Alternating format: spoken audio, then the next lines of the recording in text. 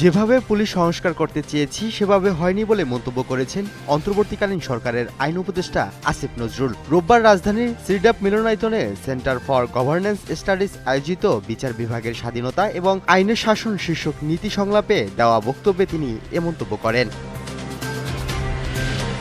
দেশের জন্য কিছু করার আন্তরিকতা সবার মধ্যে থাকা উচিত বলে জানিয়েছেন বিএনপির চেয়ারম্যান তারেক রহমানের মেয়ে ব্যারিস্টার জাইমা রহমান। রোববার রাজধানীর খামারবাড়িতে কৃষিবিদ ইনস্টিটিউটে ঢাকা ফোরাম আয়োজিত জাতি গঠনে নারী, নীতি, সম্ভাবনা এবং বাংলাদেশের ভবিষ্যৎ শীর্ষক আলোচনা সভায় তিনি একথা বলেন। আইন শৃঙ্খলা পরিস্থিতি নিয়ন্ত্রণে রাখতে রাজধানীর আগারগাঁওয়ের নির্বাচন কমিশন ভবনের সামনে বিজিবি মোতায়েন করা হয়েছে। রোববার বিজিবির পক্ষ থেকে পাঠানো এক বার্তায় বিষয়টি নিশ্চিত করা হয়।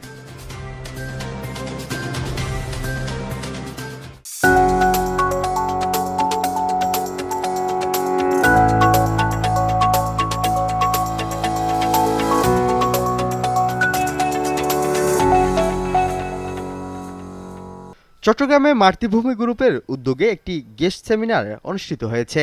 চট্টগ্রাম নগরীর জিওসির মোড়ের একটি রেস্টুরেন্টের হলরুমে আয়োজিত এই সেমিনারে সভাপতিত্ব করেন হাজী মোহাম্মদ নুরুল কবির।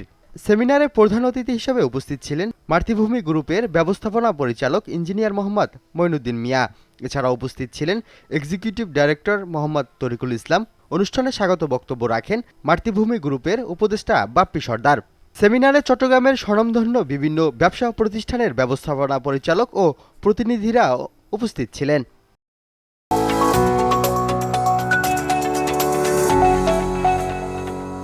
চট্টগ্রামের ফটিকছড়িতে গাউসুল আজম মাইজভান্ডারী শাহ সুফি সৈয়দ আহমদ উল্লাহর দ্বিশত জন্মবার্ষিকী ও ১২০তম উরুস উপলক্ষে শিক্ষা উৎসব ২০২৬ অনুষ্ঠিত হয়েছে। সকালে শাহ এমদাদিয়া ময়দানে আয়োজিত এই উৎসবে বিজ্ঞান অলিম্পিয়াড ও তৃতীয় দারুল ইরফান এথিক্স অলিম্পিয়াডের পুরস্কার বিতরণ করা হয়। অনুষ্ঠানে সভাপতিত্ব করেন মাইজভান্ডারী ফাউন্ডেশনের চেয়ারম্যান সৈয়দ ইরফানুল হক মাইজভান্ডারী। তিনি বলেন, দ্রুত পরিবর্তনশীল বিশ্বে টিকে থাকতে শিক্ষার্থীদের বিজ্ঞান, কৃত্রিম বুদ্ধিমত্তা ও আধুনিক প্রযুক্তিতে দক্ষতা অর্জন এখন সময়ের দাবি। একই সঙ্গে নৈতিকতা ও মানবিক মূল্যবোধের সমন্বয় ঘটিয়ে ভবিষ্যৎ নেতৃত্ব গড়ে তুলতে হবে বলেও জানান তিনি।